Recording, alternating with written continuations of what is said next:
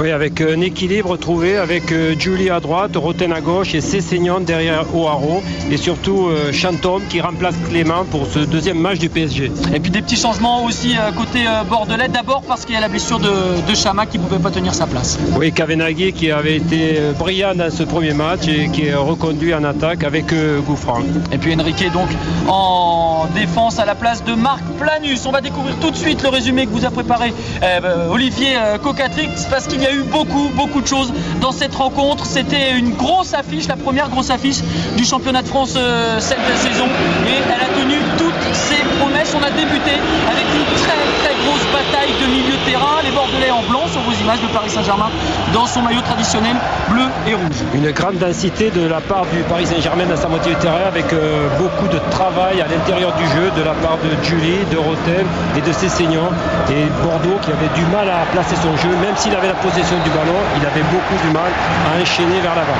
Avec un premier tir pour le Paris Saint-Germain, il est signé Ludovic Giuli. Paul Le Guen attendait les mêmes bonnes intentions qu'il avait vues la semaine dernière à Monaco, avec plus d'occasions. C'est pas encore tout à fait le cas, mais on sent Ludovic Giuli très présent. Pour le reste, c'est un jeu qui se joue, qui a un match qui se déroule avec beaucoup de contres. On a vu les Bordelais à l'attaque. Voici les Parisiens. Ici, c'est Giuli qui se fait prendre le ballon. Et vous allez voir que, on vous le disait, tout se déroule essentiellement au milieu de terrain, avec au final une récupération des Parisiens. Le décalage sur le côté gauche. On cherche Guillaume O'Haraud. Ramé repousse et Stéphane Sessegnon qui s'illustre. C'est le joueur recruté cet été le plus cher du recrutement parisien. Plus de 8 millions d'euros. Ouais, il est déjà bien présent. Toujours ces bons ballons de Roten et l'engagement total de O'Haraud. Il a été très présent dans le jeu aérien et il n'a pas rechigné à s'engager dans un combat avec Enrique ou Diawara, voire avec Ramé. O'Haraud a été très présent dans la surface dans ce match. En fin de première période, les Bordelais vont essayer d'accélérer assez nettement le rythme de la première période. On a vu un bon décalage de Kavenaghi avec Gouffran qui s'était infiltré.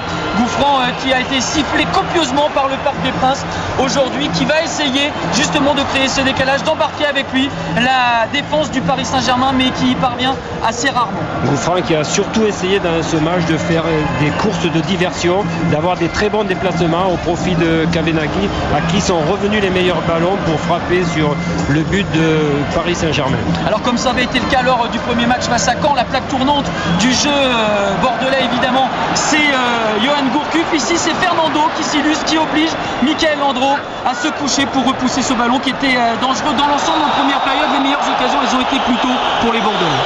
Oui, la possession du ballon était bordelaise, mais le replacement défensif, le gros travail collectif était bien sûr parisien. Et Fernando a beaucoup poussé à essayer de frapper de loin. C'est un de ses points forts, la frappe de loin. Alors vous parlez de Johan Gouffran, vous vous souvenez de cet épisode, Johan Gouffran qui avait refusé finalement de signer au Paris Saint-Germain l'hiver dernier, qui avait un petit peu chanté aussi les supporters du PSG lors d'un camp PSG qui était pas loin d'enfoncer le Paris Saint-Germain la saison passée. Il a été sifflé tout au long de la partie jusqu'à sa sortie qui a été copieusement hué par le Parc des Princes. En deuxième période, le match change un petit peu de physionomie avec deux équipes qui jouent un peu plus vite, qui essayent de monter un peu plus haut, et c'est surtout Bordeaux sur coup de pied arrêté avec Wendell ici qui oblige Landreau à repousser des 2 points. Une tentative et une récupération de Gourcuff. La frappe de Gourcuff, ça passe à côté du cadre.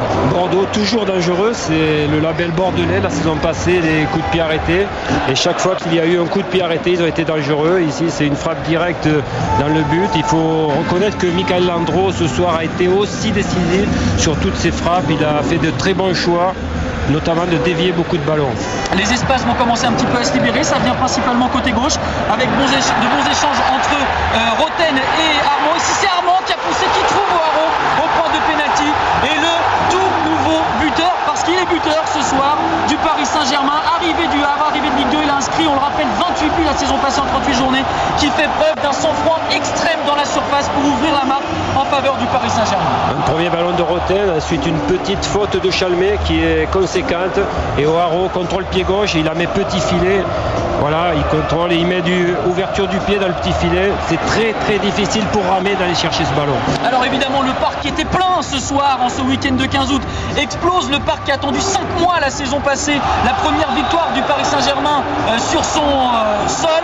Le parc qui voit ici la bonne opportunité pour les Parisiens de mettre en danger le challenger officiel de Bordeaux cette saison. Mais attention toujours aux coups de pied arrêtés qui sont l'un des points forts des Bordelais. Et encore une fois, un très très bon Landreau qui s'emploie pour repousser cette bonne frappe de Wendel. Toujours ces frappes lointaines difficiles pour un gardien, le ballon flotte et Landreau a fait les bons choix de repousser ces ballons, même s'il y a un corner derrière, c'est très difficile, on le voit encore là sur une frappe de loin, ce ballon flottant c'est un danger pour les gardiens et le choix de les repousser a été très bon ce soir de la part de Michael Landreau. Avec toute l'équipe du Paris Saint-Germain qui se met à défendre, on vous parlait des intentions qu'avait vu Paul Le Guen et qui attendait justement la bonne tenue de son équipe sur ce plan du repli défensif. Dans l'ensemble, ça a bien fonctionné. Une équipe très solidaire, une équipe qui a fait preuve de beaucoup de courage, beaucoup de solidarité, qui est allée jusqu'au bout d'elle-même pour contenir ce résultat.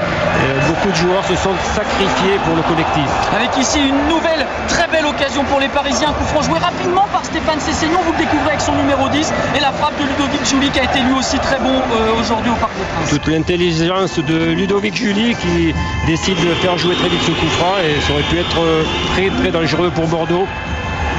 Le temps passe et les Bordelais ont du mal à approcher de cette défense du Paris Saint-Germain qui est bien organisée, un milieu de terrain qui est bien regroupé, qui continue de jouer en contre avec ce décalage pour Guillaume O'Haraud. La frappe du pied gauche, c'est extérieur et ça ne prend pas le cadre d'Ulrich Ramel.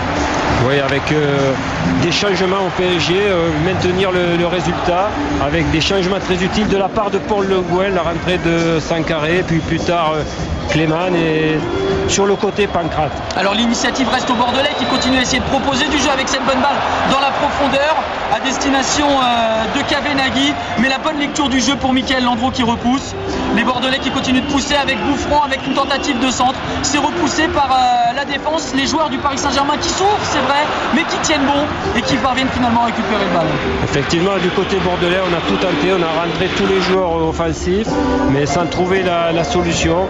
On s'est porté sur toute la largeur du terrain avec beaucoup de joueurs dans l'axe et des solutions sur les côtés. Bélion et Aubertan sont effectivement rentrés dans cette fin de rencontre. On est dans le dernier quart d'heure à présent. Bordeaux qui donne tout, qui fait beaucoup passer par ce côté droit. Regardez Mathieu Chalmé, ça a été l'un des Bordelais les plus en vue dans cette partie. Côté parisien, Michael Landreau a tout repoussé ce soir jusqu'à ces 10 dernières minutes. Michael Landreau qui sort, qui repousse ce ballon sous les yeux du président Charles Villeneuve qui est sur le bord du terrain pour voir les 30 dernières secondes. Et Bordeaux qui est toujours à l'attaque avec ses coups de pied arrêtés, avec ce corner de Wendel, le ballon qui va revenir. Bordeaux qui fait circuler le ballon avec Tremoulinas qui vient d'entrer lui aussi. On est, je vous le dis, dans les toutes dernières secondes du temps réglementaire de cette partie, en tout cas même des arrêts de jeu de cette partie, avec Bordeaux qui pousse, avec Bordeaux qui essaye de trouver des situations, mais c'est difficile parce que les 11 joueurs du Paris Saint-Germain se sont regroupés autour de la surface de réparation.